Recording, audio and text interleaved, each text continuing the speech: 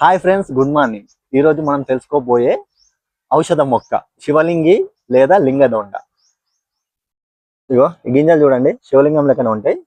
అందుకే వీటిని శివలింగి అంటారు. ఈ గింజలతోనే శివునికి అభిషేకం చేస్తారు.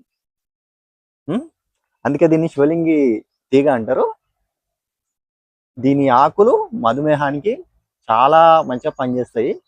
ఇంకోటి దగ్గు, కఫము, మూత్రపిండ సమస్యలకు దీని ఆకులైనా కాయలైనా దీని గింజలు, లింగదొండ తీగ గింజలు చాలా మంచిగా ఉపయోగపడతాయండి. ఇది మనం చూసి పిచ్చి చెట్టు అనుకుంటాం,